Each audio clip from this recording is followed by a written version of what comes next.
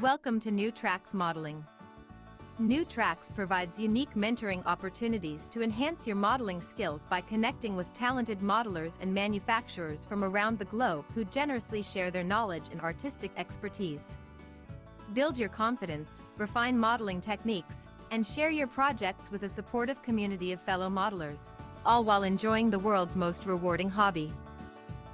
Join us every Wednesday at 7 p.m. Eastern on Zoom and YouTube for our free live program. Missed a program? No problem. Individual show segments are uploaded to YouTube for convenient on-demand viewing. Be sure to connect with the New Tracks community by joining the New Tracks Facebook page, where you can interact with other modelers and see what they are modeling. Visit our website at www.newtracksmodeling.com, where you'll find information about upcoming events and the latest issue of our magazine, New Tracks Modeler. New Tracks Modeler features articles from builds on the show, exciting new products, and other great articles. And now, here is the host of New Tracks Modeling, Tom Farrell. Good evening, and welcome to New Tracks Modeling, the live Zoom and YouTube show that airs every Wednesday at 7 p.m. Eastern. Jim Kello, master model railroader and New Tracks mentor, founded New Tracks Modeling approximately 5 years ago. Jim established New Tracks Modeling to create a supportive, educational community where mentors help modelers improve their modeling skills. New Tracks Modeling extends beyond this live program. Our family of platforms include our Facebook page, a dedicated website, and the New Tracks Modeler digital magazine. We're also excited to continue with our New Tracks Mentoring Scholarship Program, an initiative you'll hear more about later in the show. Everything we do is entirely free to our participants. Our entire team is made up of volunteers who support New Tracks Modeling and the model railroading community. One more thing about our live show: we upload it to YouTube after it's over, and the individual segments are posted separately later in the week on YouTube, if you'd like to review them again individually. Before we get rolling down the tracks this evening, we'd like to thank our sponsor, Brennan's Model Railroading. Tonight's New Tracks Modeling Meetup is sponsored by Brennan's Model Railroading.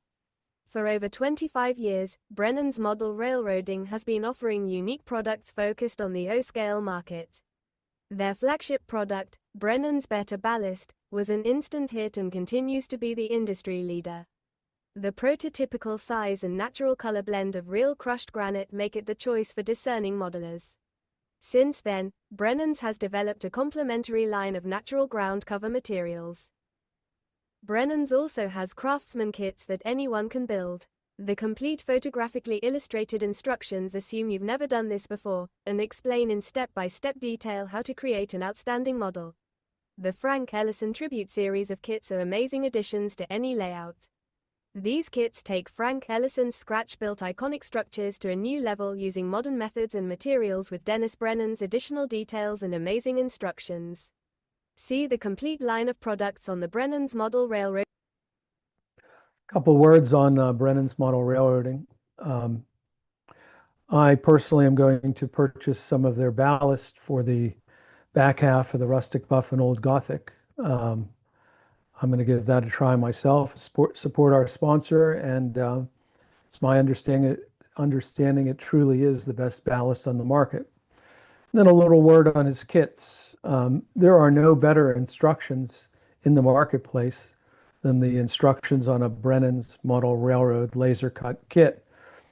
And the quality of these kits is simply outstanding. And I just built one, as you know, in a build along.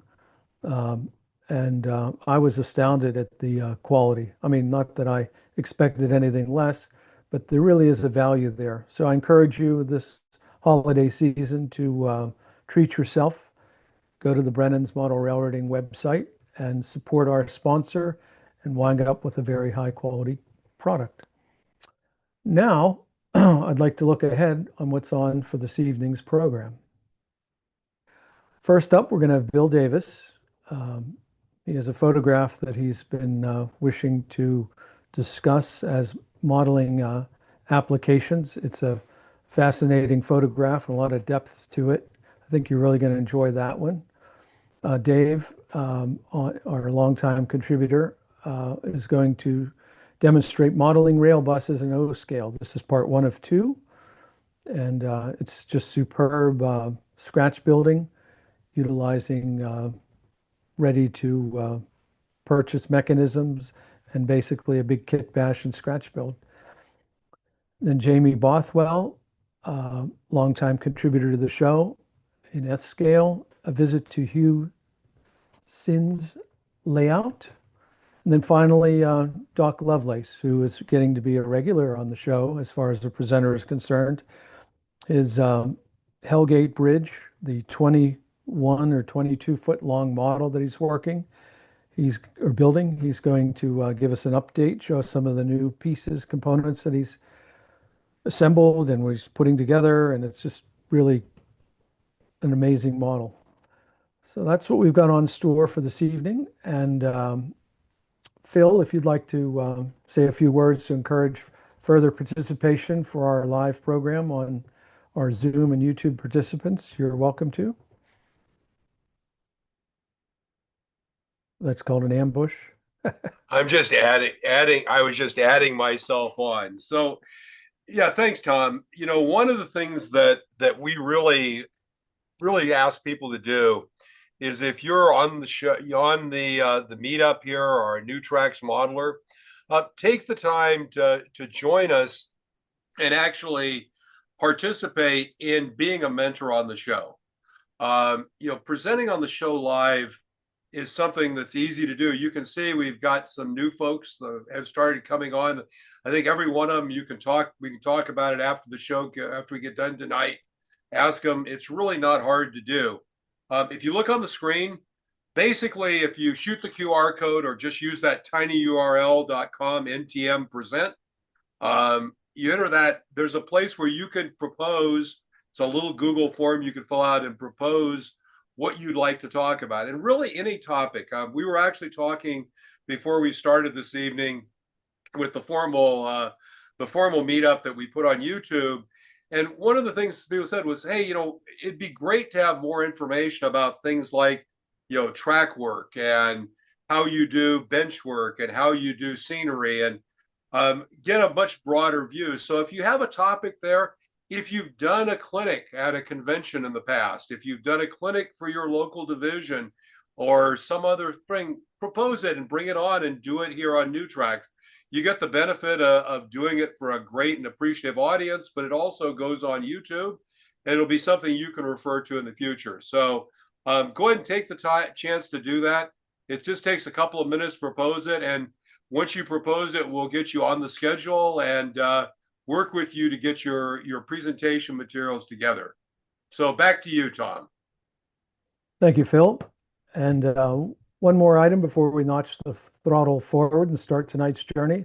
I'd like to highlight our New Tracks Modeling Scholarship Program. Here's a video introduction, and we'll share a few words about it afterwards.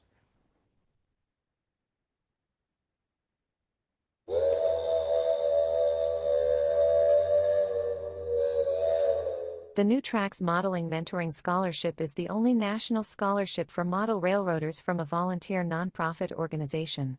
For academic year 2025-26, we are awarding 4 $2,000 scholarships for model railroaders pursuing a STEAM degree. We hope to award a similar number of scholarships for the 2026-27 academic year. We believe it is critical to support the next generation of model railroaders. You can support the New Tracks Modeling Mentoring Scholarship by donating online using the Zephy platform or directly by check. All donations are tax deductible. I don't know if Hank Primus is on this evening or Bob Davidson. I'll substitute. We are in great shape financially for this 2026 year for the New Tracks Modeling Scholarship Program. But like we said in the last 2 weeks, possibly 3 weeks, what we really need is we'd like to have a better selection. Not that there was anything wrong with our selection last year of candidates. So this month, which is a month of train shows and open clubs and things where there's good exposure to youth in model railroading, let's make it a point to introduce our scholarship to these individuals. These are $2,000 cash scholarships. We plan on giving out 4 of them at this point, and see if you can help us out there. So now I'd like to begin the program. And we're going to start with Bill Davis. He's got a program called Deep South Street Scene. And I think you're really going to enjoy this one because it's basically a how to dissect a photograph for modeling purposes. Welcome to the show. Thanks, Tom. And it's all yours. Okay, do I have to do anything? No, you just have to say, next slide, Phil. Next slide, Phil. Have them jump and spin when it's all done. Yeah. Okay. Hello, Phil. It's tough to get good help. There we go.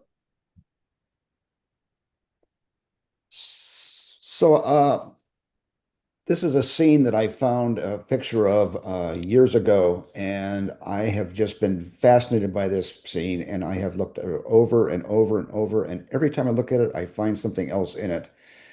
I can't imagine a place that is this run down or so beaten up as this is, and I picture it being somewhere in the deep South, like Mississippi or someplace like that. It's just, to me, fascinating, and we're going to break down each building up the street here and the street scene itself. But, take a second, just look at it and just kind of glance and see the few things that just pop out at you right away, and then we'll move on. Okay, Phil, that's next slide. So as modelers, we tend to like things weather beaten, worn, lived in conditions. And this real world photograph is probably the late 50s or early 60s. And I say that because the vehicles are obviously 50s era vehicles, but they're in not the best of condition. And so I kind of assume that they're kind of in that period. As far as the scene itself, there's no trains here, but the idea of this whole scene and what we do as modelers will work on any kind of layout application. It's really a severe lesson in weathering, clutter, but more importantly, in storytelling. I mean, there's a whole story going on in this whole street as you look at it, and you work your way up the street. So next slide, Phil. The vehicles look like they're new. Excuse me, the vehicles look like they're from the 50s, and their condition hints at the 60s. Extremely yet realistic layering of decay and patchwork on these vehicles. The pickup truck, for example, has dents in the doors and stuff. The rear fender, I'm just going to use a pointer here. The rear fender here is a different color, so it's been repaired. Why is there 2 mouses on here? The car up in front here is just plain dirty and stuff. Examine the photograph closely. There's every square inch tells a story. Next slide. Now, on the street scene details here, note the 2 barrels here. We assume rust is only one color, but when we look around in reality, rust can be any number of colors, and depending on where it's located, what climate conditions are like in the desert, it's a whole different color than it is in New England. And as far as the scene goes, I found it real interesting that there's no people. There's dogs, but there's actually no people in this pictures at all. And the vehicles, as I mentioned earlier, are pretty well beaten and stuff like this, and just plain dirty. But as modelers, we keep them looking too good. But look at the way the tires are. Look at the way the dirt is on the vehicles and things. Next slide.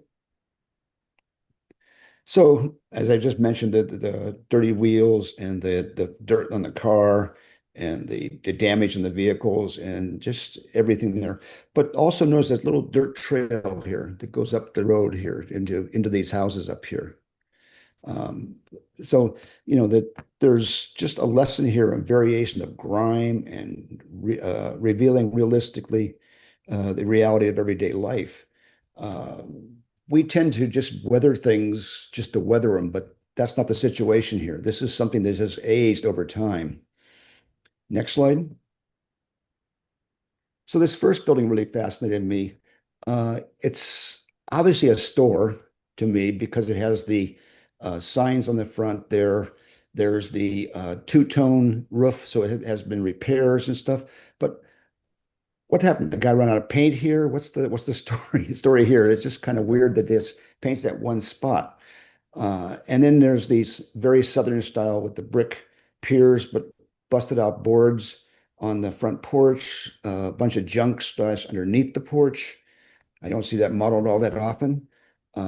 Really rickety stairs climbing up to it, a post here that's about to give away. Uh, but the most interesting, why did we get from full screen? The most interesting thing is this fluorescent fixture. I mean, I've never seen a fluorescent fixture mounted that way. It's just kind of really weird that it's mounted that way. So its imperfection is what's going on in this picture here. Next slide. This building is unpainted, but not really. Notice that there's paint evidence up on the upper part here along the walls. There's a porch bench poorly built.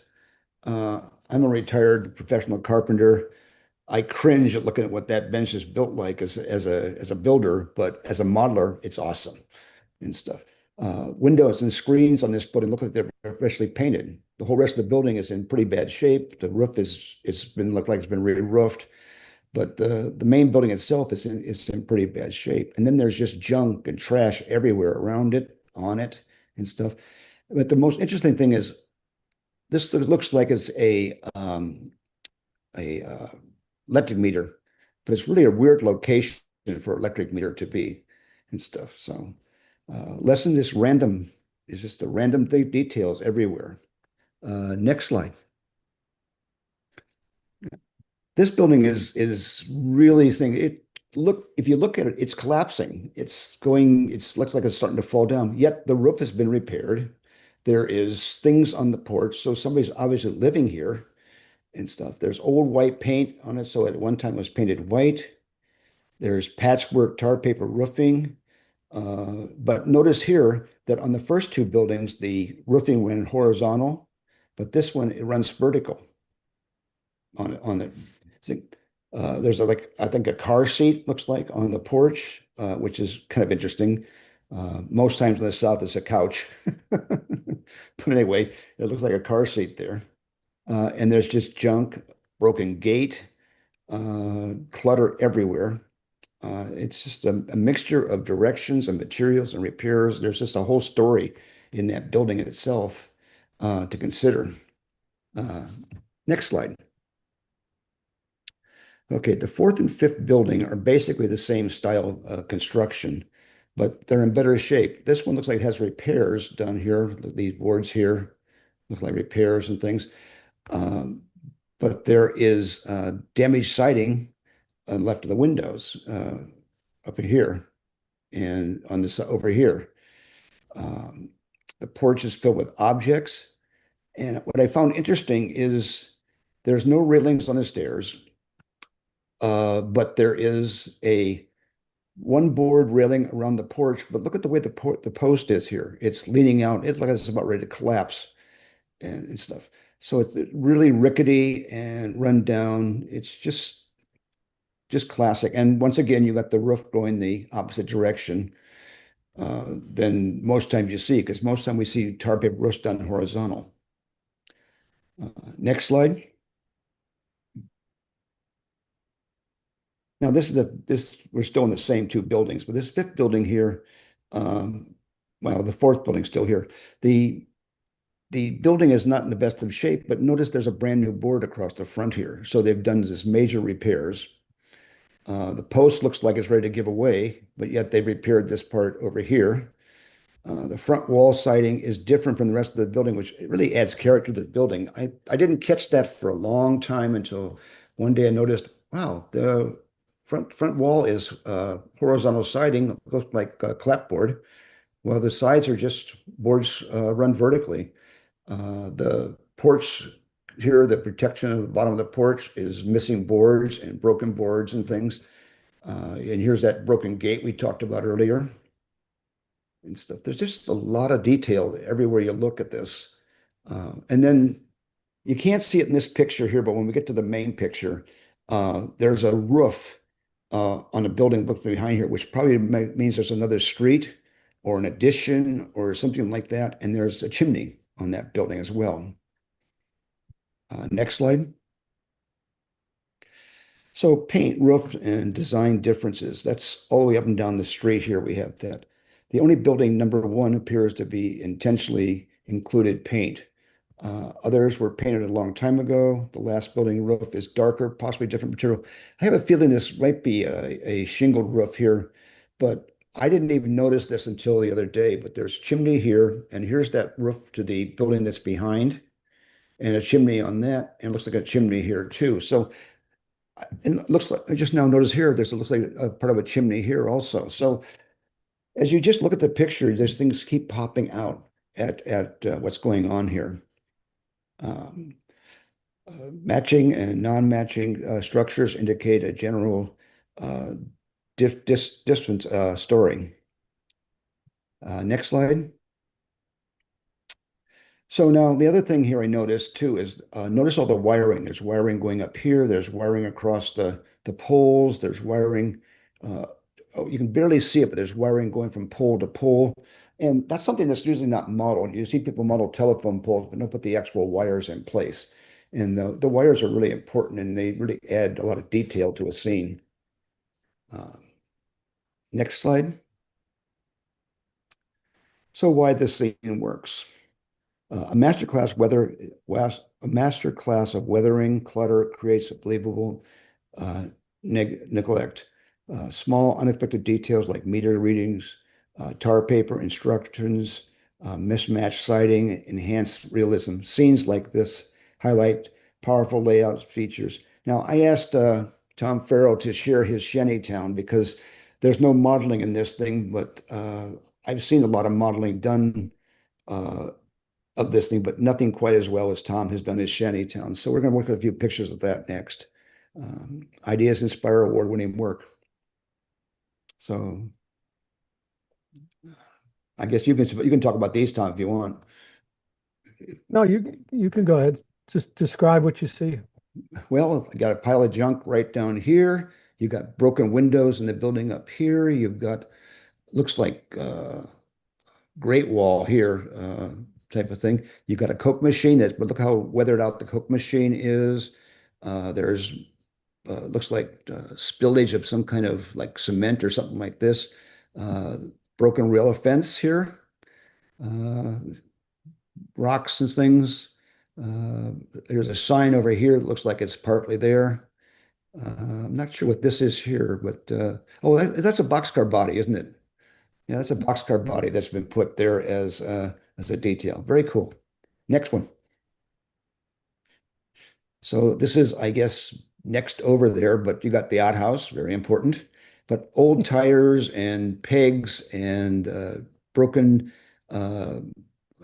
corrugated metal barrels, boxes, different kind of structures with different the old fencing really sets the scene off. The posters, just a very nice arrangement here that Tom has done. Next slide. I'm not sure what this is. These are the shanties. Oh, that's a shantytown, isn't it? Yeah, so Yeah. during Yeah. the Great Depression, people were kicked out of their homes, and they would just gather local scrap and create a habitat, a place to live.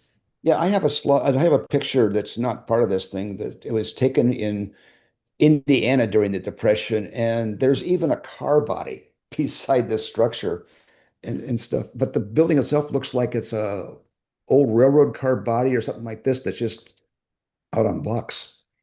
So yeah, it's very common. But you got some really cool things in here too, like some different textures on this building here, on this shanty here and stuff. And your signs everywhere are really cool and stuff. So it's a very I like the broken down wall too. That's a nice touch. And the hobo, I think he had like maybe one too many.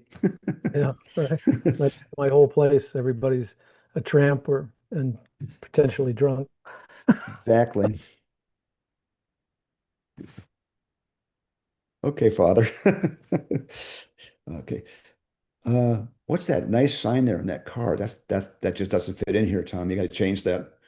That's the rail behind the Oh, passenger. I know, but Yeah. it's just, but once again, you got the broken down wall of just kind of stacked up blocks and stuff. You've got the fence, and then the broken windows in the buildings are a really nice touch. You don't see that model very well or very often, but that's really a nice touch as well. Next slide. Now, this is the seafood place. Is that supposed to be like shingles? Yeah, that's correct. Yeah, yeah, very cool in that. And you got your firewood, and the guy's warming himself by the barrel. This guy's on his way to getting himself to be like the guy in the earlier picture that was drunk. But old tires piled up here. I mean, just these kind of details just really set the scene like this off. Next slide. Oh, I love the fence work here. The fence is great, and the boarded up building. You don't see that a whole lot. You need a burned out building though, Tom. There's going to be one. Okay, okay, I feel better then. The different wall structures here. You got brick on this retaining wall. You've got just block here, and then you've got stone and different kind of stone here, and even wood retaining walls and stuff, and just a myriad of posters. Just well done. Just well done. Next. So final thoughts. There's a lot of really cool pictures out like this, and you can just search them up. Sharpie is really great for having old pictures of things. And I pulled a lot of stuff off of Sharpie over the years and stuff. But this particular scene is probably my all-time favorite. And maybe someday I'll break down and actually build a model of it. There are But a lot of things in this photo, Bill, that yep. you know that have inspired me to go back and add additional shanties. And the fact that that third building, the wall is front wall is, looks like it's going to collapse. Well, the The whole building's that way. The sidewall is the same. It looks like the back piers have gone out because the sidewall's got an angle on it too and stuff. So that whole building's like it's about ready to go down. Another thing from a modeling perspective is this is not on a flat. These Right. five buildings are not on a plane. There's an elevation here, and Hmm. that little dirt path would be a wonderful thing to model, Yep.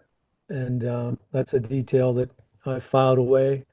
That and just the overall. I mean, I think I've captured the clutter and the decrepitness on Shantytown, but there's some things I picked up. The different colored roof papers, for one. There's the red up Hmm. there, and that's on a couple of the buildings, and the fact that they're going in two different directions, that's something I picked up. So Yep. I got a couple things I picked up on this thing. I've already pontificated endlessly on going from vertical to horizontal on the same building just for random, Hmm. but Right. there's a real live example here. The just the look at the on the white store building, the that partially painted part. Yeah. That's detail number three that I haven't modeled, but I will. Yep. The The and there's a fluorescent lot of fixture is pretty weird too. That is just a yeah very that strange thing because it's against the wall, but it should be the other way around. yeah So, Like it was. Yeah. So. so Bill, I believe that is a light box for a translucent sign. Oh, I never Trans- thought about that. Yeah. and Yeah. basically the sign's fallen off of it, and they've never done anything about it. No, I hadn't thought about that. Yeah, Well, that's the reason I found it was strange is because it's partly covering up the Jack sign. it's probably an old advertisement. Yeah, yeah. Um, the other thing is the bent supports for the front porches. That's The an thing that option. jumped out to me that I found fascinating is house number 2 is missing one of the 2 supports for the roof. Oh Yes, I yeah, was waiting for somebody to catch that. Yep, yep. yeah. It's Look at missing. that. It's I missing just the wonder right how long one. it's going to stay like that. Yep, yep, And yeah, the exactly. yeah, that's a good pickup there. And Yeah. yeah, really, it is a remarkable photograph. It's sad that the wealthiest country in the world has places like this, but that's the way it is. Yep, that's very true. That's very true. That's What? Mission Viejo, California, I'm pretty sure. Oh yeah, yes, I remember Mission Viejo very well. Lived right on the edge of it. Yeah, but I wasn't good enough for Mission Viejo. I had to go to Lake Forest. Yeah. Oh, that's a great presentation. Any questions for Bill? Or any more comments on this photo? Endless modeling opportunities here. Yep. Yep. Yep. Well, very good, Bill. Thank you for your participation this evening and Thanks, Tom. great discussion. Yep. Next slide. No, it should have been the thank you. Oh yeah, I guess that's okay. Well, thank you. All right. Well, thanks. I appreciate it. Well, next up we have Dave Malott. Hope I said that right. I just have a mind block. Modeling rail buses in O scale. But before we do that, we're going to have our MyBuild video.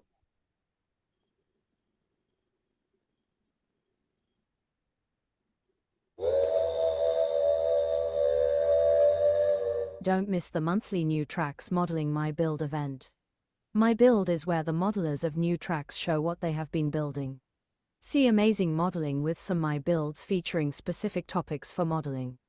If you would like to have your models included in the MyBuild, please email your modeling photos to Chris Course at railrunner130@hotmail.com. If you are a first-time MyBuild participant, please include a photo of yourself. Now I'd like to introduce Chris Course, who's the segment leader of that MyBuild and coming off a wildly successful MyBuild from previous show, or maybe it was a show before, but we had great participation, eh? Yes, yeah, it was a good participation. Thanks, Tom. And let's see, what do we have to talk about? The upcoming MyBuild is crap, I just dropped it. I will come right back to that. The next upcoming MyBuild is a free for all. So please send those photos to me at railrunner130@hotmail.com, and I will show you the slide for that. Okay, December 17th is the next show, which is I'm sorry, I forgot. It's not a free-for-all. It is a challenge, which is layouts. Submission deadline for that is December 14th. So whatever you've got, if it's a module, if it's even if it's a background, whatever can even loosely fit into backgrounds. Heck, I don't even care if it I don't care if it even meets that criteria. Just send us photos, please. And like the video mentioned, if you have not participated in the MyBuild before, please send a photo of yourself. Also, please include a description.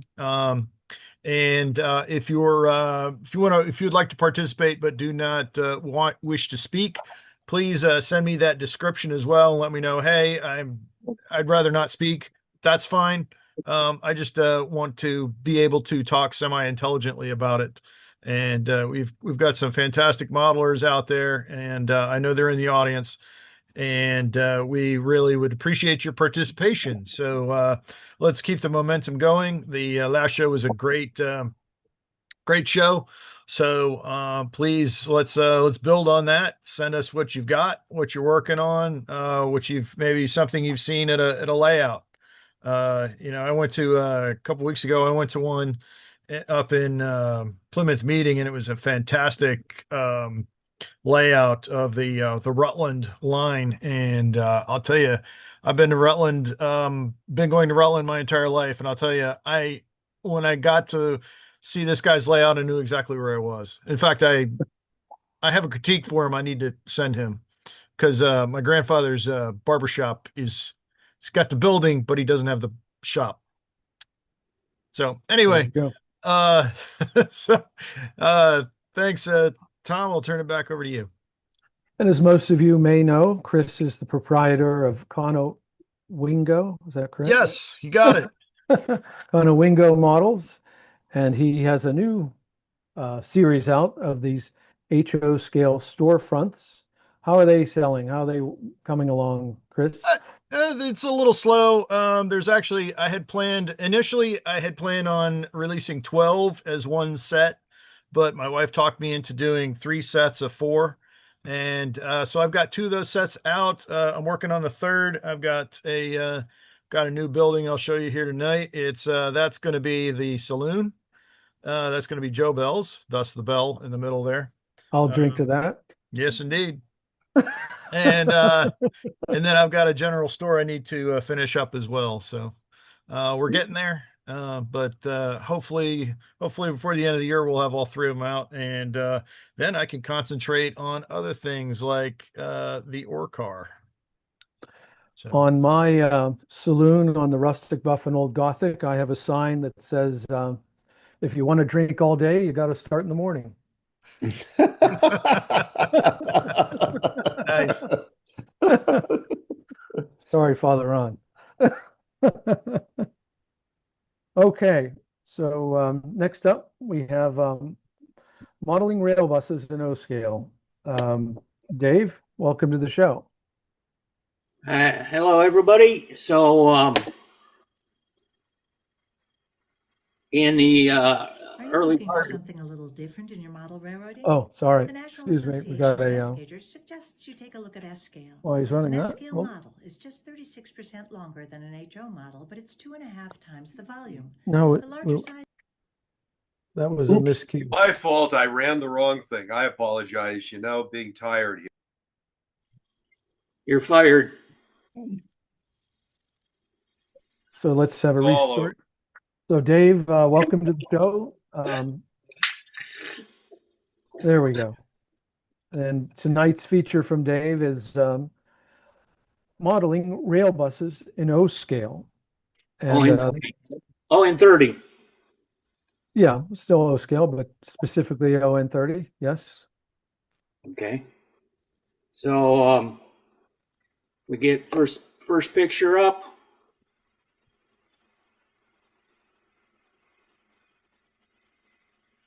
So in the early part of the 1900s, as the internal combustion engine became more reliable and more powerful, the railroads were figuring out the best way to make use of that. They started out using automobiles that were repurposed and put steel wheels on them, and we would use them for inspection cars. So, and then they started using trucks for maintenance away of vehicles and run them on the tracks, and trying to figure out ways to make like branch lines more profitable, where it wasn't worth running a steam engine and a whole crew. They started building rail buses. This kind of went along with street cars, but the rail buses were self-propelled. And so they could carry, they built them to carry, most of them were built by the railroads themselves. And they built them to carry people, a small amount of freight, sometimes mail. So, and they were called different things: doodle buses, doodle bugs, rail buses. What am I thinking here? Interurbans. Because they were self-propelled, they could go outside. They ran out more outside the city, into small towns sometimes, places that just weren't real profitable to run a steam engine with a whole train and a whole crew. Next, so because they were built by the railroads, they came in many different forms and styles. Here's the This one has freight opening on it, and then they're pulling a small boxcar besides. Yeah, and small capacity again. So next, here's a fancier one. Again, they came in all wood, and they came in all shapes. So as time went on, it became more metal, built out of steel rather than something like this that's out of wood. So this was an inspiration for me. I've got probably 100 pictures of different rail buses. So in let's see here, in the 80s, in the North Narrow Gauge Gazette, there was a series of articles by Gordon North where he was using HO mechanisms to do ON30, scratch building ON30 stuff, and he did several rail buses. One of them was in September, October of 1986 issue, and that's kind of as I thumb back through them all the time. So I actually built this about 15 years ago, my rail buses, and I would thumb through my old gazettes all the time, and I found a series of articles. So he used RS3 HO mechanism, an Atlas mechanism. It bought relatively cheap. He scratch built his the outer part of the rail bus. Next photo. So I started with a Bachmann combine car, and here you can see it disassembled. I cut the ends off, both ends, shortened it in the back, and in the front, and I had to shorten the frame too. So when I shorten the frame, I do a Z cut on the frame, so there's an overlap where it's just not butted up against itself. So when I cut it, I try to make an overlap to make it stronger. Next photo. So this is an Atlas RS3 mechanism. You can see the bottom here where I've cut it out to fit that over the mechanism.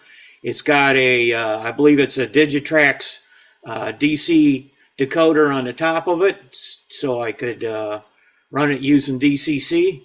Next photo.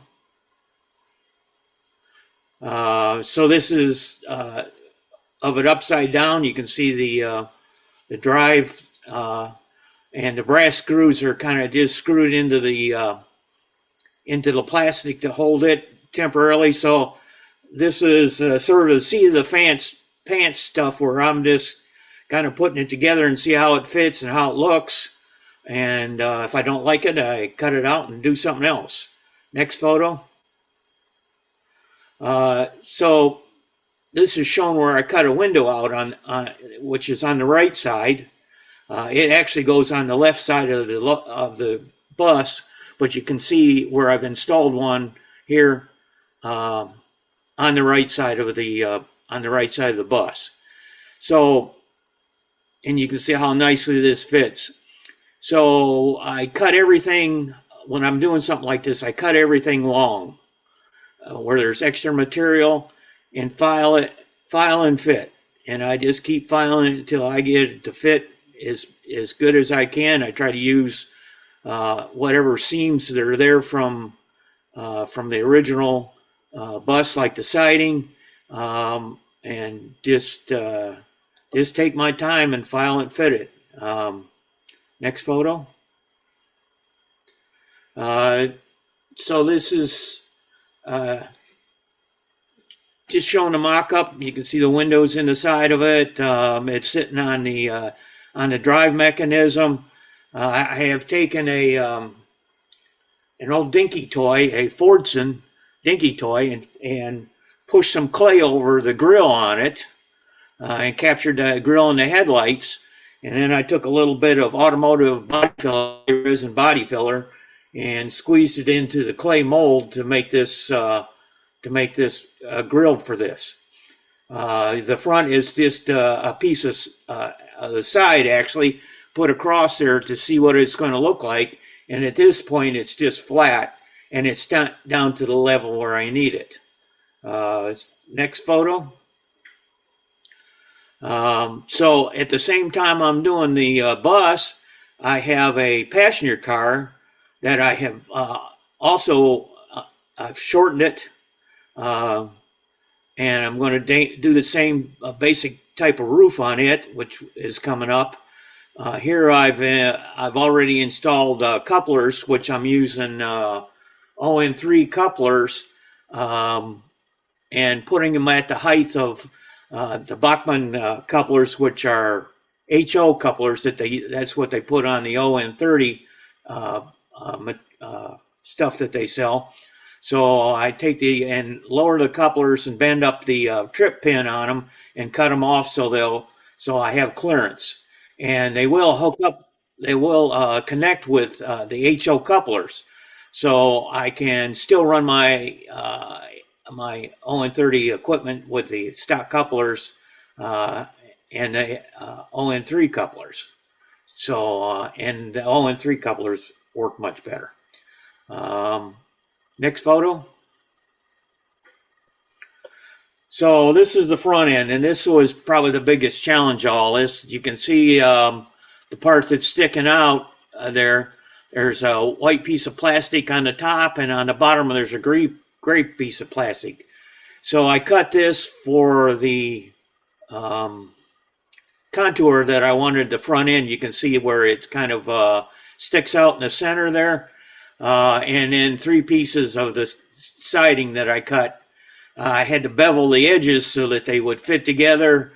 And this was, again, file and fit. It was quite a challenge to get this. And then I had to cut some real small pieces to go in the corners to kind of finish that off, which doesn't show up in here. So this was the biggest. And I think I might have gone through a couple extra pieces where they didn't fit, and I just threw them away and started over. So yeah, quite a challenge. Next photo. This is where I took a piece of balsa wood and just did a quick carve on it to sort of estimate the way I wanted the roof to look on it. You can see the grill in the front, and you can't see too well, but the front is glued together, and it's kind of protruding out in the middle. The trucks underneath of it, the engine trucks underneath of it. So next photo. So this shows the two of them together, and you can see the brass piece that I have made up here between the roof and the car itself to kind of fill in the gap, and also because the roof is straight rather than curved down at the ends to as a trim piece to kind of to finish that off. Next photo.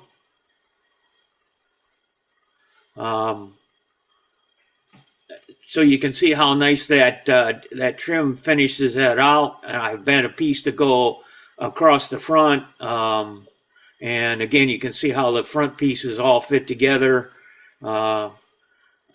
So this is a mock-up. I'm looking at it and trying to decide, and what I do is when I'm doing this, I take pictures of different looks of it, and that way I can just compare the pictures rather than trying to switch stuff around.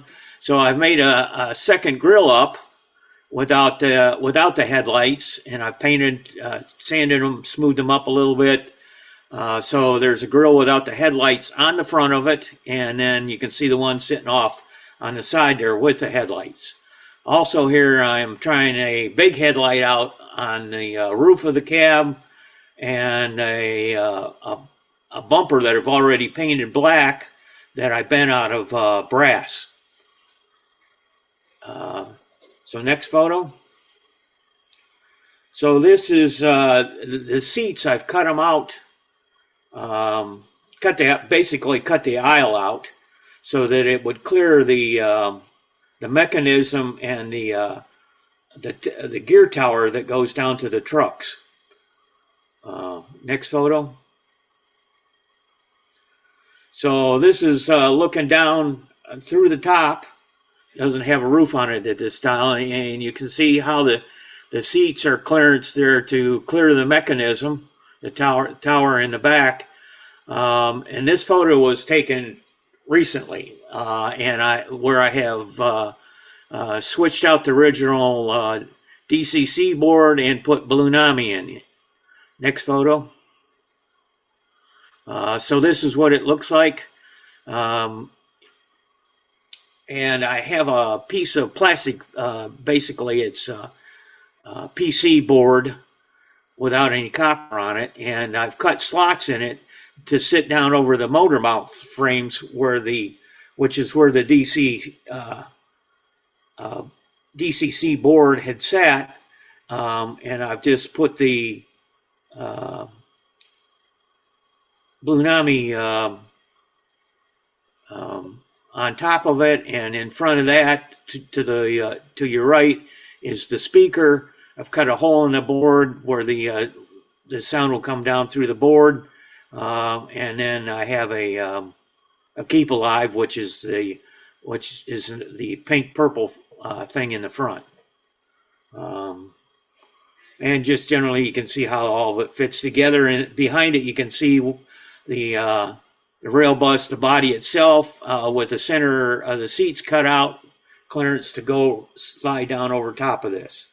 On the side, you can see a couple tabs stick up off of the original frame there. So I left those on, and those so the body will slide down and link and click right over top of those tabs on the side to hold the body on. So just to make it simple. Next photo. So this is the passenger car itself after I painted it. The roof is just kind of in rough primer. So just to show what it looks like in paint. And back together, the seats are in it and so on. Next photo. So I'm using, I forget exactly what you call them, but the rub off letters here. I first mocked it up on graph paper, the lettering, and used it to figure out my spacing, and then just rubbed the letters off on the car itself. And if you look on the top of the roof, I have made up some ventilators. The ventilators are brass tubing that they call telescopic tubing. It fits within each other, and I cut off some really narrow bands of it, 2 or 3, and then a long one that goes down into the roof, and just soldered them together, and then sprayed some primer on there. So rather than buy something and hunt it down and all that stuff, I just made them. Next photo. So this is what the rail bus looks like now, painted, more of a finish on the roof, with the grill in there. I used the headlights. It's not very prototypical, but I just like the look of it. Next photo. So I started experimenting with different type of exhaust, just to give it more character. So this was a side exhaust. I had one that came out the front, one that came out the corner. Next photo. And one that came out the roof, which I like the best. You can see here I also put a bell on the top, and it's kind of hard to see, but there's a horn that I made up out of a piece of copper tubing. As well, wallowed it out on the end to give it a sort of a bell appearance to it. And And so I've painted the bumper silver here to just give a little contrast to make it stand out. You can see how nicely the front end fits together. And somewhere I misplaced the door, so I just painted some wood that was scribed and stuck in to fill a hole in. Next photo.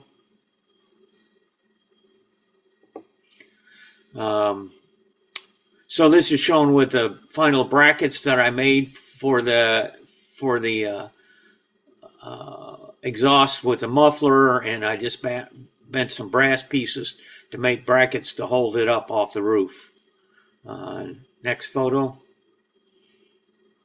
So this is pretty much in its finished form.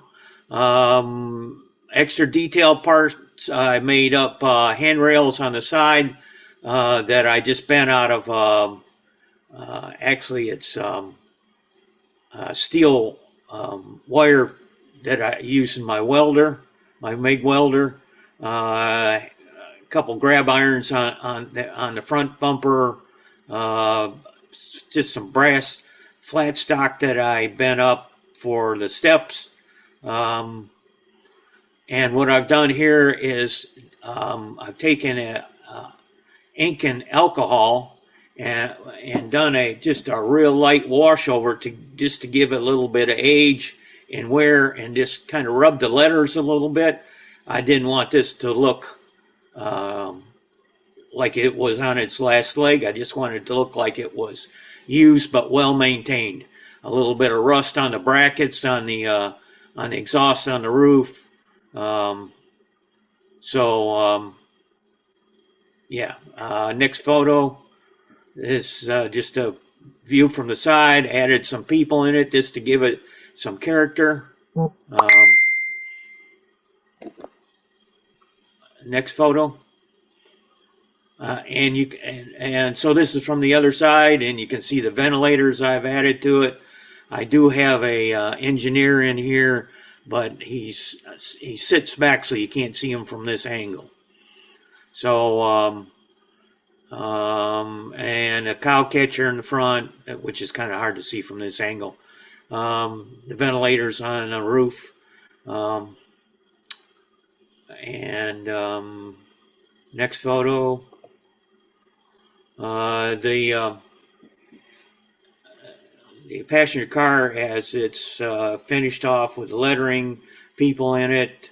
All the hand railings I've painted also silver, just to give I'll give it a nice contrast. Next photo. Just showing the two of them together from a profile. So I think they turned out really neat. I belong to a modular group, and we run every 3 months, and I usually get quite a few comments when I run this on the modular layout. A lot of people have never seen a rail bus or not familiar with them at all.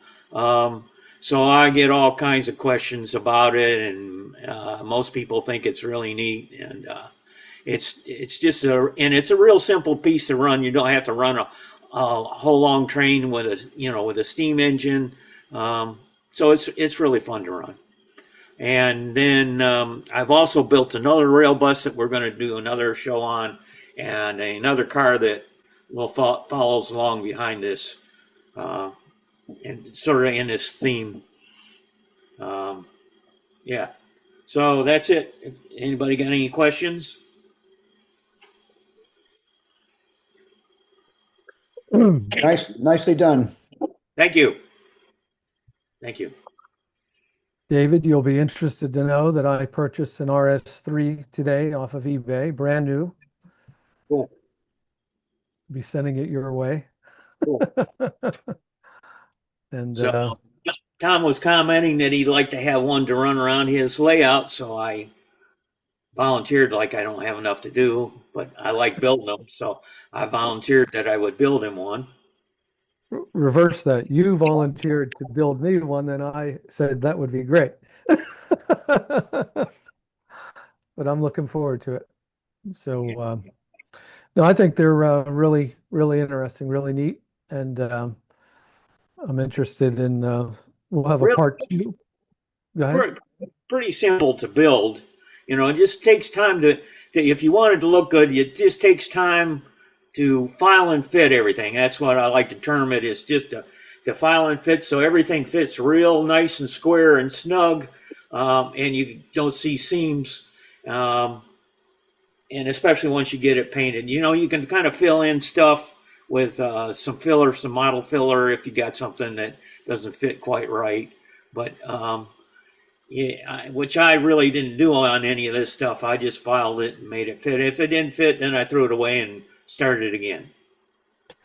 And these rail buses can be found on all Class 1 railroads. Anywhere there's a little short line, they can't run back in the 20s and 30s, when they can't run a full-blown passenger car and engine, they ran a rail bus. So it has a lot of prototypes. Yep. So also the logging companies typically, well, not typically, but a lot of them had something similar to this, that they would carry their crews out into the woods. If the crews weren't camped out in the woods, then they would have buses like this, and that would also carry supplies out to the crews that were out in the woods, to different camps that were out there. So there's yet another application, and potentially even in the mining industry, I would think. Yeah. Yep. Yeah. Mm-hmm. Well, okay. Thank you. Great modeling, David. And we'll see you next time on part 2. Next up, we have Jamie Bothwell, a visit to Hugh Sin's layout. And his sponsor is the National Association of S-Gaugers. Now's your chance, Phil, to run that. Are you looking for something a little different in your model railroading? The National Association of S-Gaugers suggests you take a look at S-Scale. An S-Scale model is just 36% longer than an HO model, but it's 2.5 times the volume. The larger size translates to increased ease of maintenance, more durable details, and improved electrical and mechanical reliability. S-Scale modelers use accurately proportioned wheels and track systems with KD-style couplers. Exceptional S-Scale models and layouts are being built in both standard and narrow gauge. Locomotives and rolling stock are available from a number of manufacturers in both ready-to-run and kit form. Equipment is available both new and through an active secondary market. There are numerous manufacturers of track, buildings, vehicles, and details, both ready-to-run and in kit form, available for those who love to build. And many S modelers enjoy kit bashing and scratch building in the larger size S offers. To learn more, visit the website of the National Association of S-Gaugers. Here you will find the history of the scale, information about clubs in your area, see layouts and connect with current manufacturers and online groups, plus much more. In short, the website has everything you'll need to explore model railroading in S-Scale today. Come on board and visit soon. It really is a nice size scale, the Goldilocks scale. It's smaller than O, but larger than HO. Second in line would be the ON30, but S scale is just a really neat size, and with the availability of scale equipment, makes it a real choice for people. If you're switching from one of the smaller scales, consider S scale. So next up, Jamie. Assume you're here this evening. Mr. Bothwell. Jamie is here, but I think he may have stepped away from his computer. Let me see if he's not, his video is not on and he's not unmuted. So we may want to jump to Doc if he's here and then come back. Doc may not be here yet. I am here. Oh, you're here? Or who's here? Yep, just ran in the building. I'm here. Oh, okay. Well, Jamie seems to be missing in action. So if we could switch the order here, Doc, I hate to rush you, but if you're ready. Quite all right. Terrific. Well, let's go with Doc Lovelace, who, welcome to the show, Doc.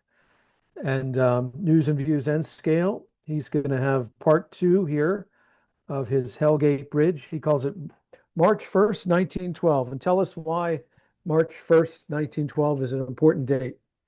That was the date that they actually began construction, groundbreaking, if you will, on the bridge. So being as I have now gotten, well, pretty much painted all of the pieces individually, numerous layers upon layers upon layers of paint to try to justify or not justify, but give it its due credit. The paint that you will see on 110-year-old rusted iron. We are now ready for construction, I believe, at least on the main skeleton aspect of it. So it was the groundbreaking and beginning of the construction of that. So it's my beginning as well. Well, let's pop up your presentation and away we go. All right. So as I mentioned, it's 109 years old as of this March 9th to be exact. It's got, and like I said, I've talked about this a little bit beforehand on the previous presentation, but I have learned so much about engineering and the mechanics and building and all the equipment that it takes, the materials and everything, and the infrastructure that would be built around it to make a bridge, especially one of this scale, actually happen. And I learned that this has one of the deepest rivets of any bridge ever made. The rivets themselves are 9 inches long, or 9 inches deep into the steel, and there's 400,000 of them just in this main span that you see here. Also read that back then they were 25 cents a piece, and that's in, early 1900s, but they said that that was actually pretty expensive for the time. They used 18,900 tons of steel just on the main span that you see here, going from arch to arch. That does not include the other bridge that kind of scurries and takes a right here across Randall's Island. But all in all, the entire project took about 4 years, which, to be quite honest, is looking about how long mine's going to take, even at 1/160 scale. But the entire project took 80,000 tons of steel. And back then it cost about $18.5 million. So we can go to the next one because I will show you what I've been painting. Now, these right here, let me get my notes up. These are what are called, I believe they're called struts. They go across the top of the arch from pier to pier. Now, there's another set of them that you'll see in a picture here following that actually go underneath. And the reason that they are completely different and another monster in and of themselves is each one of those is a different size and shape. And they correspond with the arch as it leads to the top. Therefore, they have to change size. And there are 43 of these that you see right here that will go across the top. And there's a few less of the ones going underneath. But each one of these, and another reason why I say this might take 4 years and why it may look like I don't have a lot accomplished yet is if you really look at each one of these has about 8 layers of paint, very diluted paint on them, that I just built up and built up. As you can see here, try to get a light on this. There are no two alike, quite literally. No two of these are the same. The paint is just a tad different. There's variations of browns, reds, all kinds of fun colors that give it a very believable look. And to be quite honest, this is just the base layer. Once I get the bridge fully built and erected, of course, then I will go over it with the weathering of it and kind of try to bleed it all together and make it look a little bit more believable, as if it's a family that has lived together for quite a long time.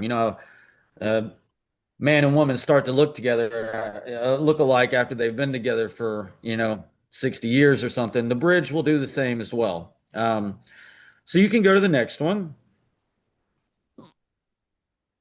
So this, if you remember, 5 or so months ago, I had told you what I had started building back in January, at the very beginning of this year, and that was the first section of the lead-in piers and the bridge decking that goes on top. The bridge decking that goes on top, I was building out of like the fiberboard type, not fiberboard, but the mat board type material. And I noticed that whenever I put the amount of weight that it would take to put the 8 stringers, the girder stringers underneath, it didn't matter what I did, what I glued it with, however I fastened it, there was always going to be some warping. And warping, even if it's a couple of millimeters, and in scale, does not work. So I had these designed and built out of the same MDF, but a little bit thicker than what the bridge is made out of. And it's the exact specifications of the bridge as well as the mat board that I had created before. These are 22 inches long and 13 centimeters wide. And that runs to the exact specifications of the bridge. Now these are just for the lead ends, mind you. This has nothing to do with the bridge. This will be the suspended rail system that goes through Astoria, Queens.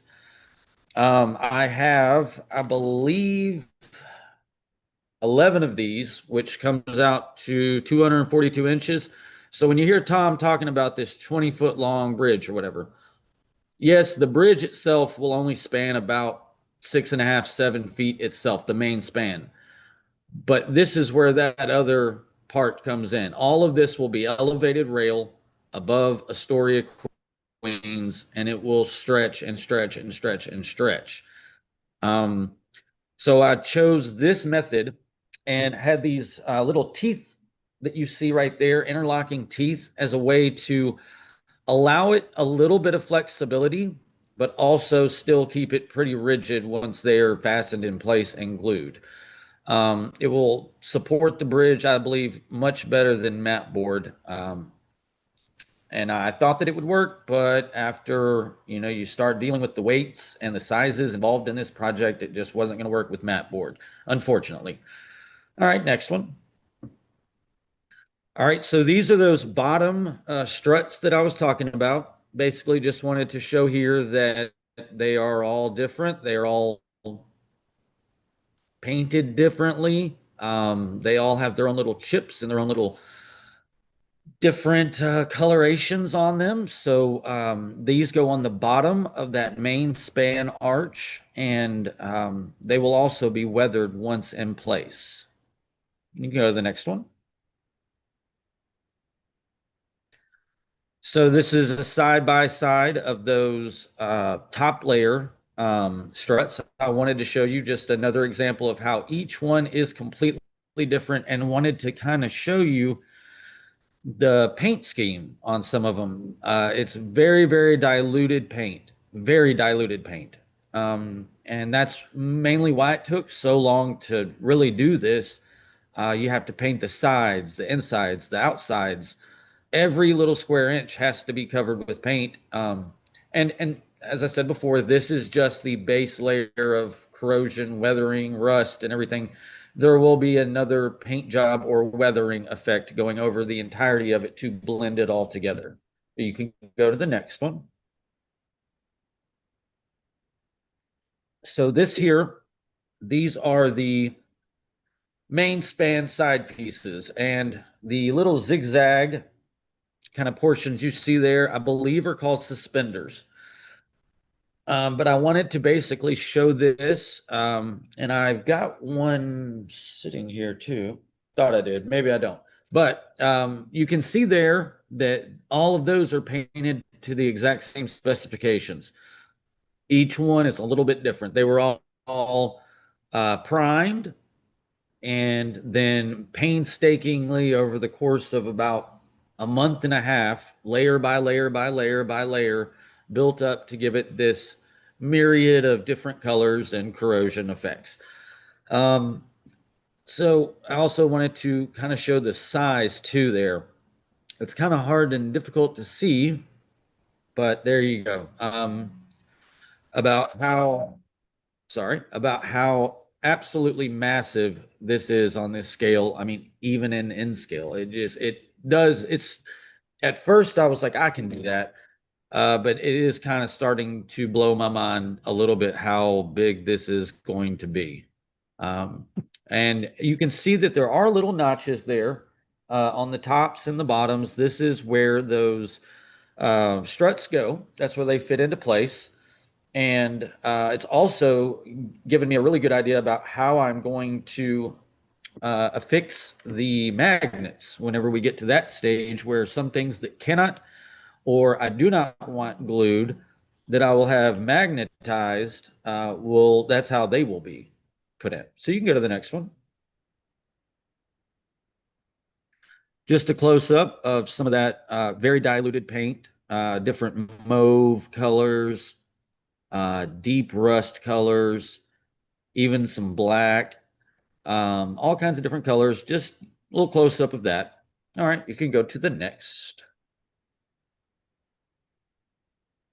So here is the arch. There's two of these, obviously, and just wanted to show some of the slight weathering that I've done on each of these. On the one on the left, you can see on the bottom three levels.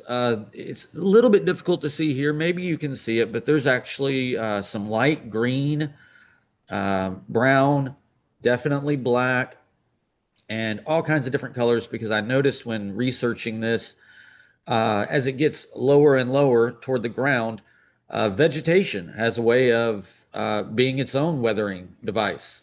You have moss that grows on these, all kinds of different plants and things that will grow on this, and as winter, fall, spring, summer, as it does its cycle, you do have this amazing just variation of color left behind, especially on stone, I see, because this is an interesting part of the bridge that is not made of steel. It's made of stone. So it makes for a very interesting paint job for sure. The one on the right shows the portion that will harbor the bottom arch of the bridge. So that will be a mirrored image on the other side. That will span about 6 feet from each of these to the other. And you can go to the next one.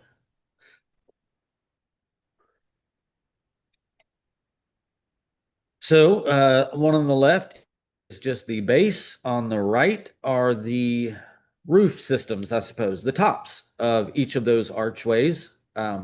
Each part of this, individual pieces, layer by layer, few weeks of work just painting these individual little pieces, because in order to do that with a very diluted paint, obviously you guys know you have to let it dry between each layer. But those are complete, ready to go. And if I really do think that the top roof of that, I really like the look that accomplished by doing that very diluted paint scheme with different colors. It really does have that weathered look that I was going for, at least. So of course there'll be vegetation, things like that added to it, and weathering powders. But for now, that's a good base layer and a good start for me. All right, next. This here, the top two pieces there, that is the arch. See, how do I word this? That will actually be above the rail. So when the Amtrak train comes through the viaduct and leads into the bridge, it will cross underneath that. So I've started with a little bit of weathering that you would get from the smokestacks of the locomotives that go underneath. The ones that I've seen in all the tunnels and different bridges I've seen that have any type of stone abutments like this, I've noticed that there is quite a bit of black smoke type weathering on the tops of those archways where, of course, the train goes underneath. The two pieces on the bottom, these are the pieces that will be on the inside of the archway that you will not even ever see. And not only that, with the mat board, I will also create a convex and concave kind of support structure within that is exactly as the bridge is created. There will be no vacant spots in here where you will see the backs of these pieces at all. It will all be filled in exactly as it is in real life to the best of my ability. All right, you could go to the next one.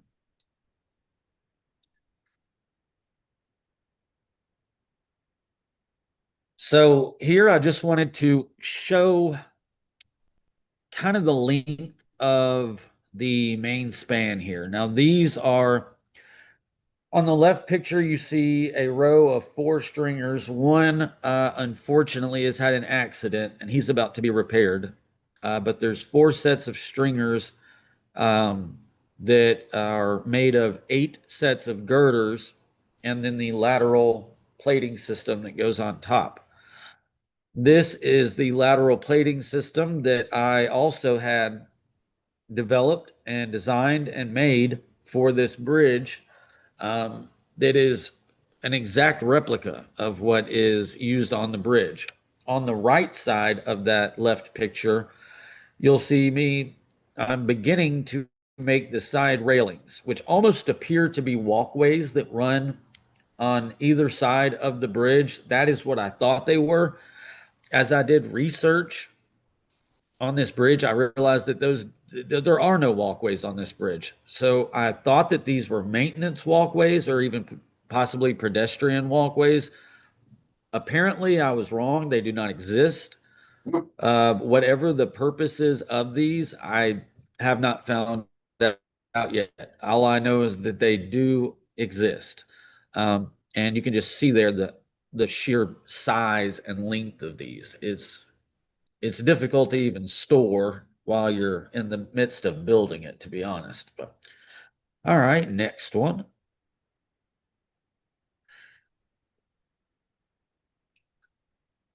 So these are the side railings of that, what I thought was a walkway I was telling you about. On the left-hand side is some mesh that I bought.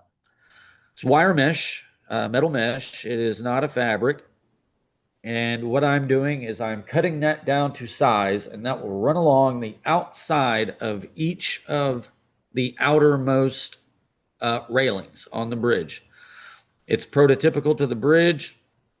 I don't like the look of it whatsoever, but I am not going for what I like and what I want it to look like in this. I'm going for exactly as prototypical as I can. So it does have this wire mesh that's almost exactly the size of this. So that will be along the entire side of it, and that all has to be painted and weathered as well, which I've actually kind of found has been a chore more than I wanted. So if anybody has any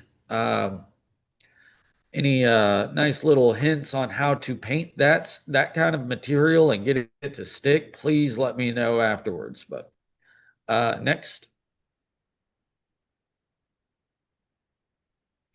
All right, this is just another picture of the bridge. I wanted to show just kind of how you guys can see now what I'm talking about the pieces that I've showed you that I've built and what they actually look like on the bridge. So now that you've seen all those individual pieces, it's kind of easy to tell where they go and what they do, so on and so forth. I am completely aware that my girder struts that go across the top and the lateral suspenders, that they are very much 3-dimensional in this picture, and mine are very much 2-dimensional. I'm going to do my best to conquer that as well. There are many companies right now doing 3D printing on microscopic levels that I think I can still pull that off. And like I said, I'm not going to stop until this thing is a spitting image of the real thing. Tom, do we have the picture of the graffiti at all? Yes. There it is. Okay. So, you guys were talking earlier. I saw as I was walking here about dilapidation and old rundown scenes and everything. And I mean, that's why we model. Let's be honest, because anybody can paint a wall red, but to actually model it and make it look beautiful and artistic and put effort into it, you got to make it run down. You know, you got to take it and make it something else, give it character, give it life. So there's quite a bit of graffiti that could be fortunate to you or unfortunate on this bridge. I'm going to tell you how far I went into this. I've actually researched almost all of the graffiti artists that you see on this bridge. The picture on the right is the actual bridge. The picture on the left is my rendition of what I've done so far, the best I could so far. Still got a little bit of work to do, though, to replicate that.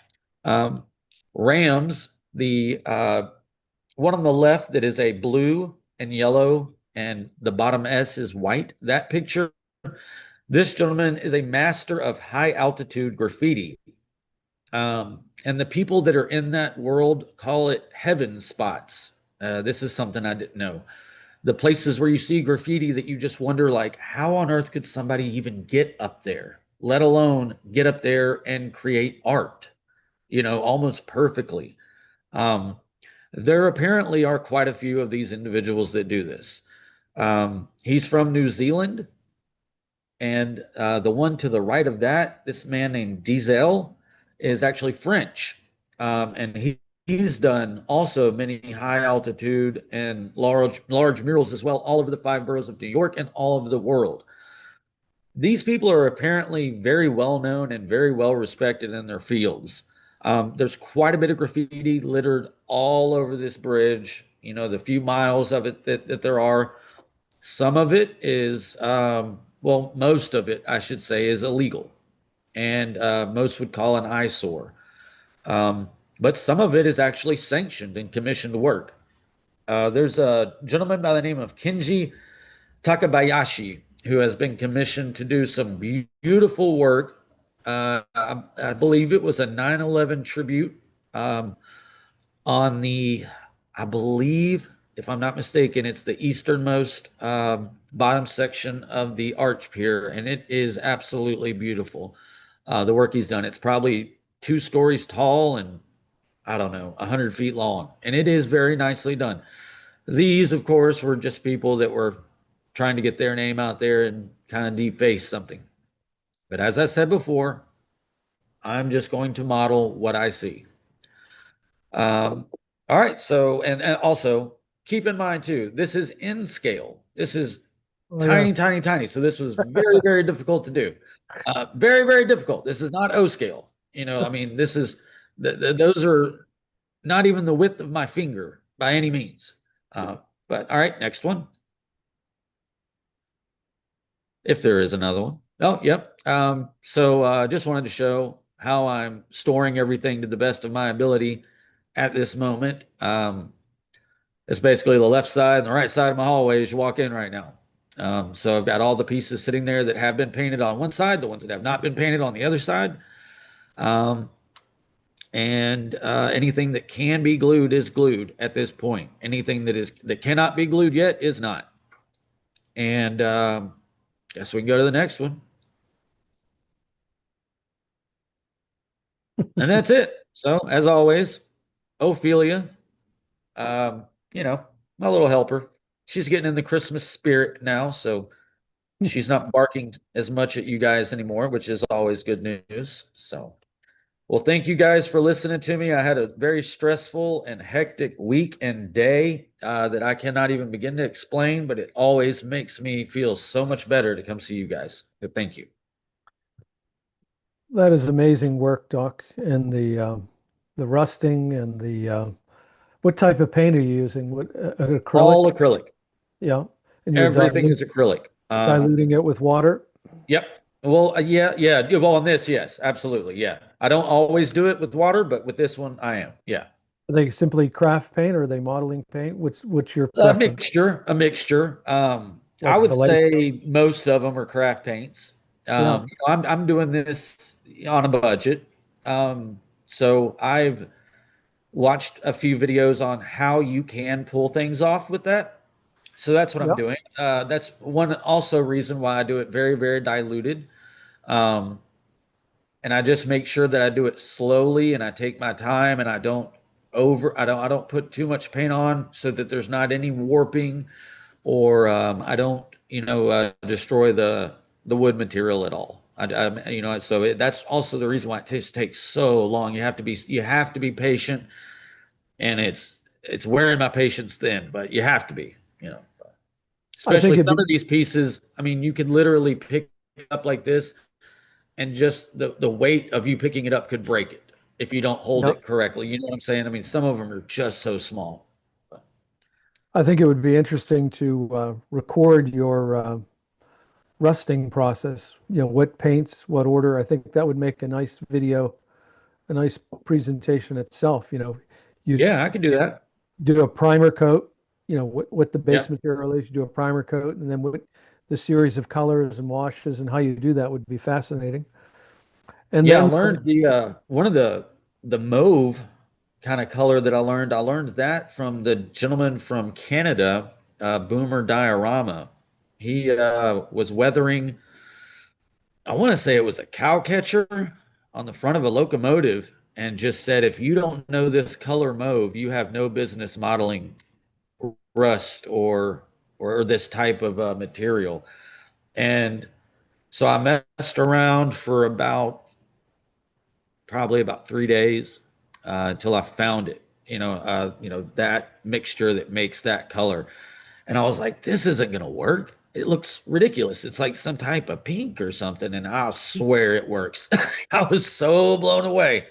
So, well, when you look at the photograph of one of the final photographs of the bridge at the very end, the color of that bridge, I made a mental note, looks exactly like your base colors of your components right now. I mean, you've pulled it I'm off. trying.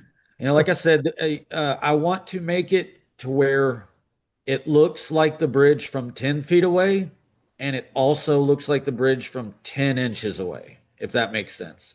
It does. So it's going to have to be a variation of colors that just comes in, and even as you stand back, they might all marry into one sort of slop of a color, but that's why it's a difficult puzzle to put together. But I am having fun with doing that. It's just the patience of doing it is wearing me thin. But The other thing that would make a fascinating presentation is the graffiti. yeah, That oh yeah.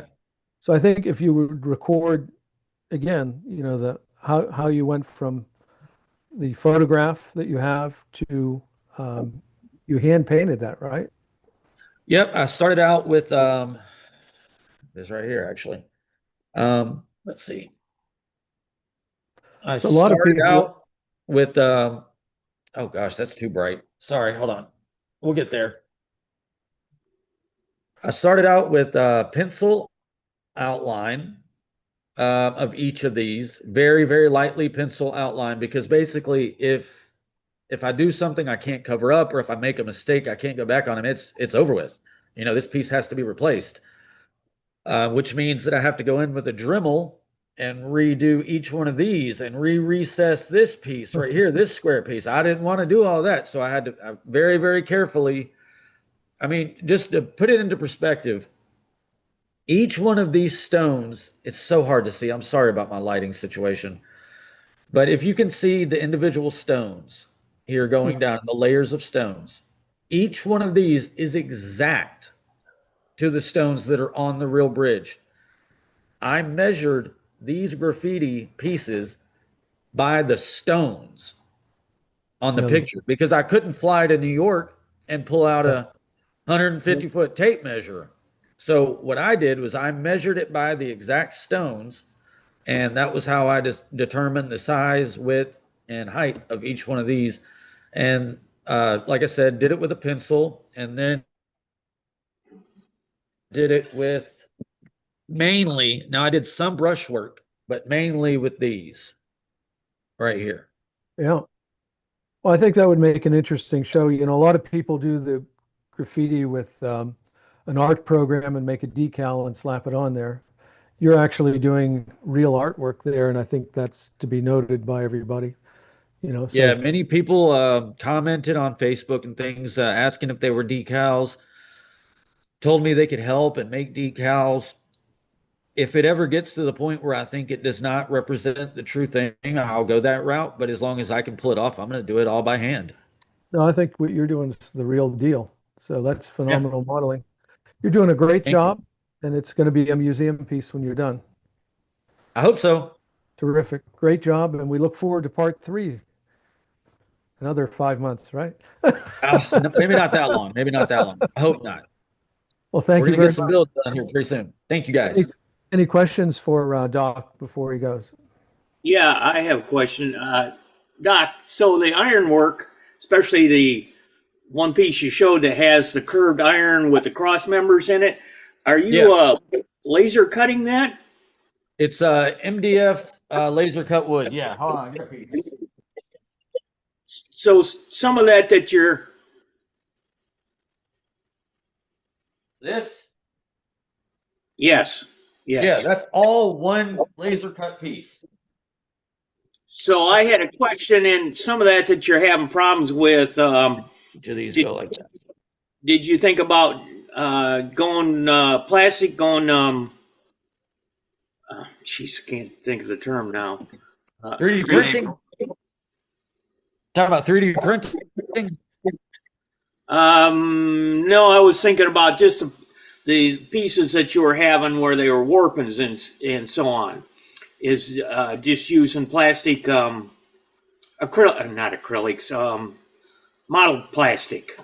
Styrene, that's what I'm thinking of. Did you think about using styrene for doing that? To be honest, it never crossed my mind. The thought of it actually scares me. Styrene as all one piece would be impossible, I would think. And then if there were individual little pieces, I just don't think it would support the weight unless I had some type of way to brace it or fasten it that would take away from the aesthetic look of it. That laser board's nice. It's nice and stiff. Yeah. Yeah. Oh, That I mean, MDF board. this thing right here, I mean, it's still got, you know, some, like I said, some curve to it just from its own weight. But imagine if this was, you know, 400 individual styrene pieces glued together. There's no way I could hold this like this right now, in my opinion, without it being braced in some way that I wasn't thinking about I think it would take away from the aesthetic look. I wasn't thinking about that piece in particular, but so there's different types of... Some elements are plastic. Some elements of this are plastic. Okay. I do have some plastic elements for sure. Just not that main support structure piece, if that makes sense. Whatever that piece was that you were showing that you were having problems with, looked like a piece of plastic. This. Yeah. This? Yes. Yeah. Now, see, what I had before, I was using matte board. Matte board, whenever I painted it or put any amount of weight on it, it would just start to warp and do funny, weird things. And what I mean by, I guess the way to put this is, I'm sure that matte board would have been fine in a larger scale where a fraction of a millimeter doesn't matter. But in scale, it's like the width of a body, a human body, you know? So when I went with this, everything just, all the precision just came so perfectly down the middle when I switched to this. And that was what I wanted to, try to fix, was that issue that I was having, is that all these little pieces and little details and everything. If you accidentally drop it and it bumps on the ground, it's ruined, just because that little fraction of a millimeter means so much in a small, small scale. I won't be doing this again, if that answers your question too. That piece All in right. particular, Going to O scale. not styrene, but there's like PVC plastic that you can also get that is kind of a little bit of expanded, and it's really rigid and really strong. That's why I was mentioning it. Yeah, I mean, I've got a lot of random materials over there. I don't know if you can see, but all those things over there are just random pieces of material that I actually worked with and tried to use. And nothing came out better for me than MDF. All right. We got to move on here. Well, thank you. Thank you, Doc. Excellent job. And we look forward to part 3 whenever you're ready. See you guys. Thank you again. Okay.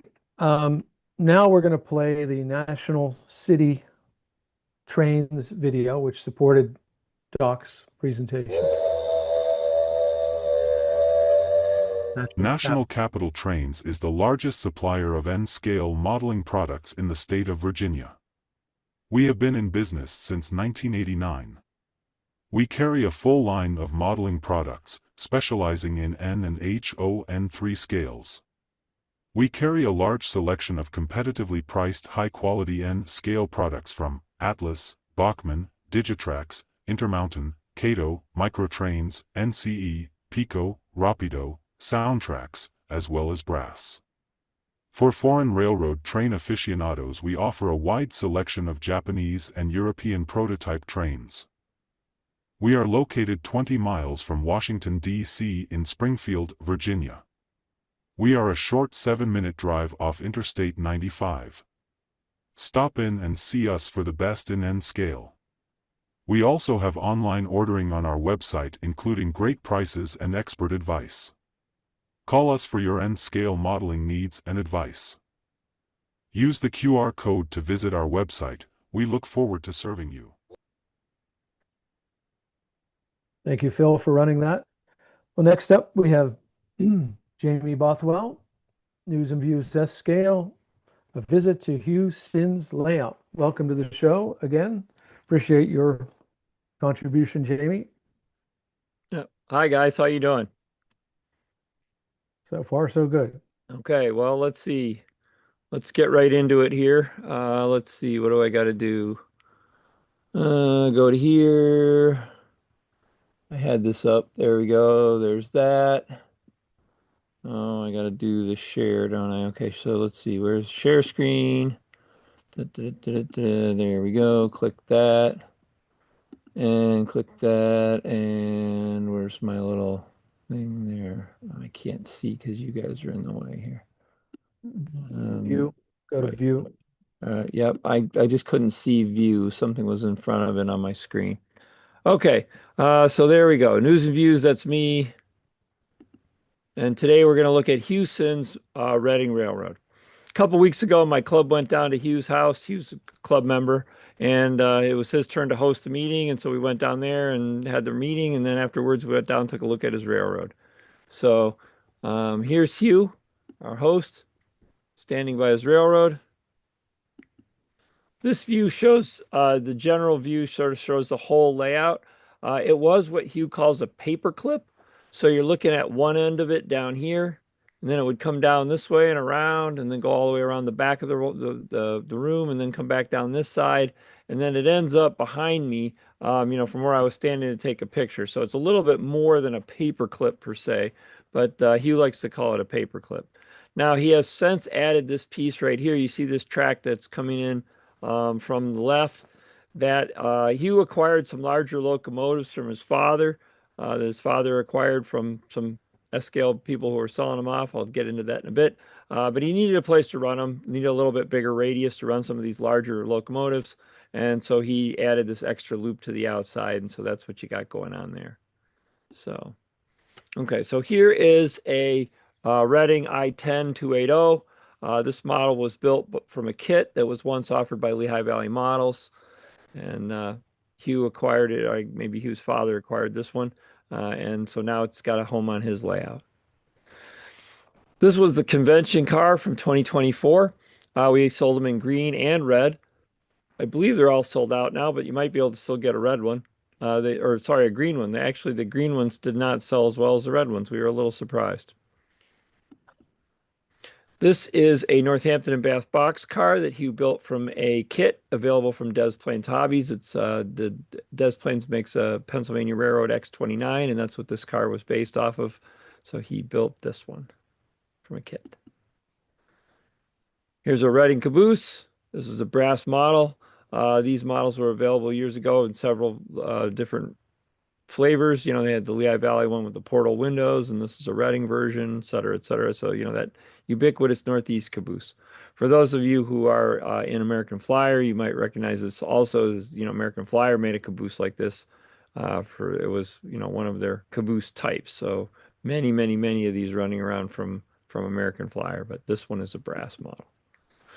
This is a special run boxcar. This Lehigh Valley white boxcar was a special run that the Lehigh Valley S-Gagers, that's my club, we put that out, sold it a few years back as a fundraiser. We actually sold it. We had a Reading boxcar with the banner, the 50-foot car with the banner, green with the yellow banner. And when we sold those, the guy who made it said, "Hey, you know, I've got this Lehigh Valley car I wanted to do. Are you guys interested in taking that one on?" So we did, and we sold it. And, you know, again, we had it. Again, this car is from Frank Tittman. Again, Frank Tittman was the builder of some of these locomotives that Hugh's father acquired and Hugh now owns. So this is a gondola car from Frank Tittman's Delaware and Western. That was his former railroad. Then he built the Spiral Hill. This is an American Flyer K5 Pacific, and Hugh put a can motor in it for one of our other club members. And so he had it at his layout that he was, you know, set it on the track to test it out. So here we see a short passenger train crossing a creek on Hugh's layout.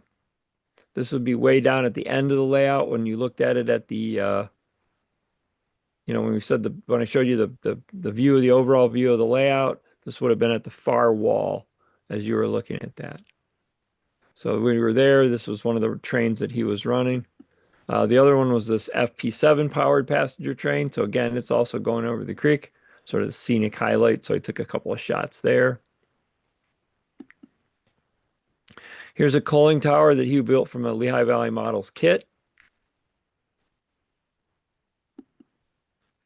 Here's a small industry that was at the very end of the layout, right? So if you looked at the one end, this was the one end of the paperclip. So very, very sort of very beginning of the track, if you will. But watch this space, okay? So he had this nice layout, this nice building that he built, but keep an eye out, okay? This coal yard represents a family business that Hugh's family owned in downtown Philadelphia way back when. He told me that his uncle sold great uncle, I guess, sold the coal yard about a month or so before the Great Depression hit. And he lived out the Great Depression on the beach in Atlantic City with the money he got from the coal yard. So he sold the coal yard, but they don't have any actual pictures of the coal yard, so he doesn't really know what it looks like. But that's why he built this coal yard here. And here's another view of the coal yard, and here's a close up of the sign on the coal yard, and he got this from an actual stationery. I don't know if he scanned it or if he cut actual piece of the stationery out or whatever. But anyway, somehow this was an actual advertisement or whatever that the coal yard used. So he tacked that on the side of the silo there. The Clubine Mill was built by Jim Martin. Jim is disposing of his trains due to health concerns, and I hauled this down from Canada to see if anybody would want it. Hugh gave it a new home. So there it is.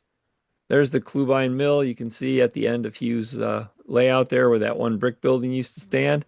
So again, this now sits at the very end of the layout. So this is it fit in perfectly. And Hugh said, you know, I think I can fit that in. When I showed it, he said, yeah, I have a place for that. Let's go downstairs and see if that'll fit. And sure enough, it fits just fine. So that was completely scratch built. Jim, I think there was an article in Railroad Craftsman at one point. Railroad Craftsman ran a plan for this building. I forget what the name of it was. It was some mill in South Carolina or somewhere, and Jim Martin took a shine to it. So he built one mostly out of a scrap box. It's a lot of cardboard and mat board or whatever, and then the windows. And his it's a little bit modified. And then, of course, the Klubines, Oliver Klubine was another S-scaler from Canada. He was a good friend of Jim's. David Klubine is still with us, and he still models an S scale. But Oliver, this building was generally to commemorate Oliver, and so that's why it got named the Klubine Mills. And somebody made a kit for this in HO. I forget. It was again a similar kit, American Model Builders or somebody, and it was like a special order kit. You could get it, but Jim Scratch built his in S scale. So. And I think that's about all I've got. Pretty short visit tonight. So thanks a lot. All right, let's see. Stop the share. There we go. Well, so that's it for tonight. One question. You had an American Flyer locomotive on the slide deck. I thought they weren't, did they make a scale? I mean, this is scale S, right? Well, it's Hughes' layout tends towards scale, but he uses the taller rail. So technically, I guess he's a high railer, but the Flyer locomotive will run on the layout, but Hugh himself is more of a scale modeler. So you can mix the equipment. Yeah, it will run. It'll run fine. The only problem is if you have a turnout or a switch. Or a crossing, anytime you have a frog or a flangeway, you would have trouble. So, the gauge is the same. So you can take scale equipment and put it right down on American Flyer track and it'll run just fine. It's just if you try to run a scale, if you have high rail frogs, the frogs, the wheels will fall down in them. Or if you have scale frogs, the high rail flanges will bump over them. So it's if you just had a circle of track, you could run any S scale trains on it at all. It doesn't matter. And that's all DC, or was that DC? I didn't come from S scale from American Flyer. I actually came from O, and then 3 rail O long time ago, and then from HO.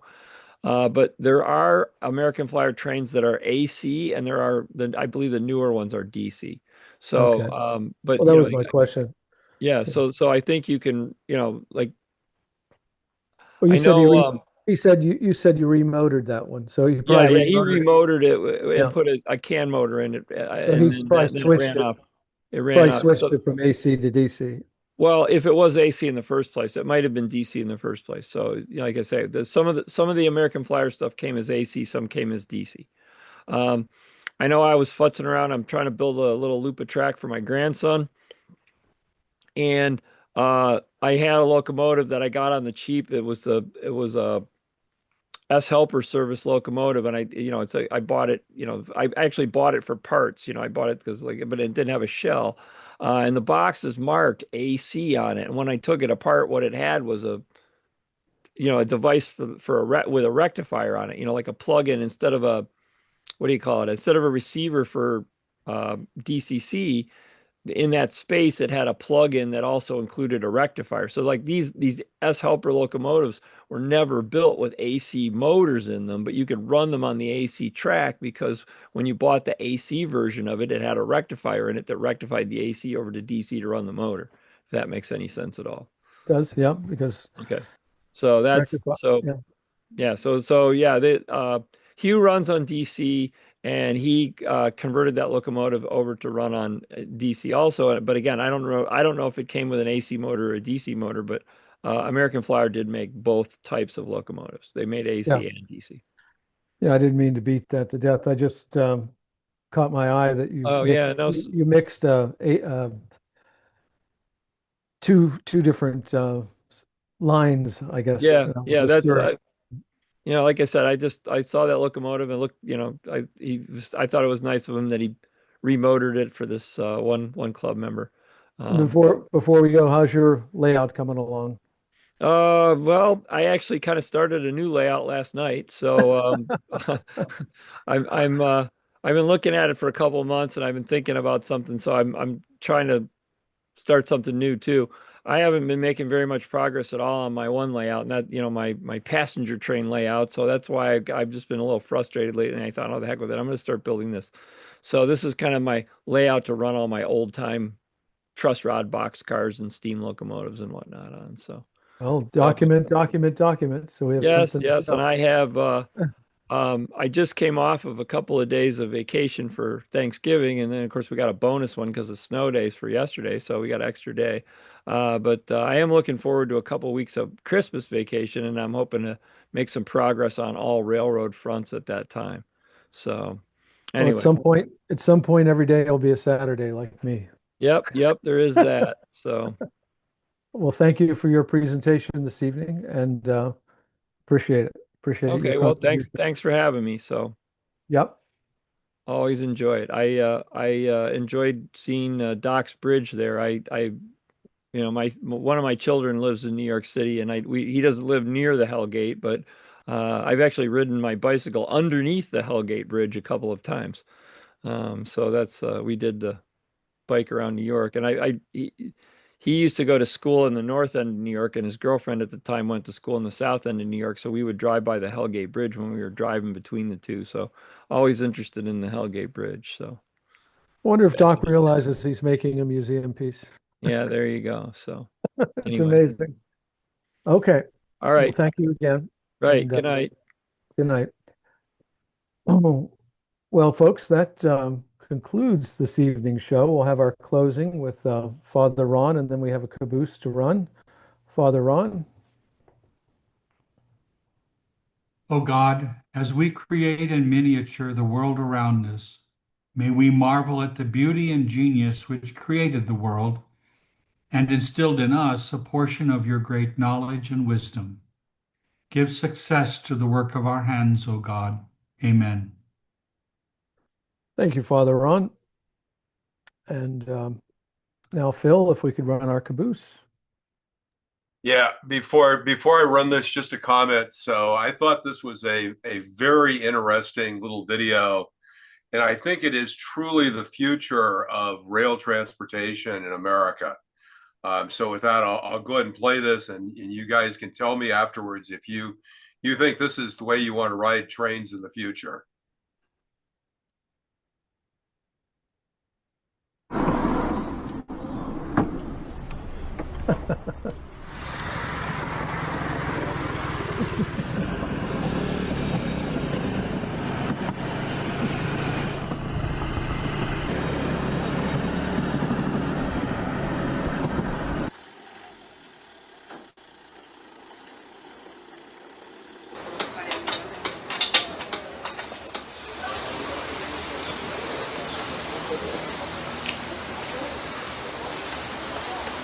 Of course, that's number 8.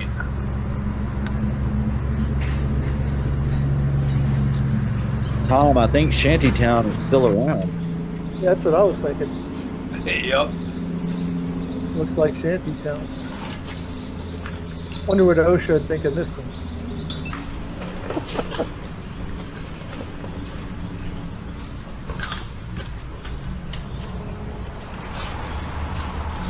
You get your whole family on one. Look, they have a restaurant. A little oil.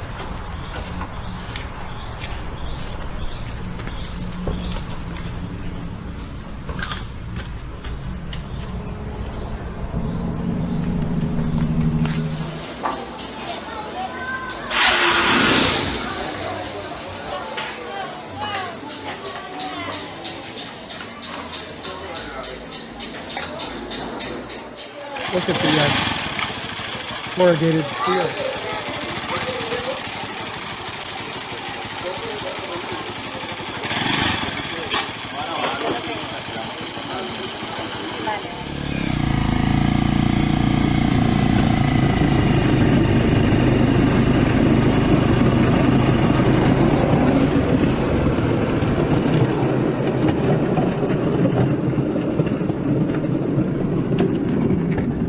It's a little reminiscent of riding the cars at the narrow gauge convention. It is actually.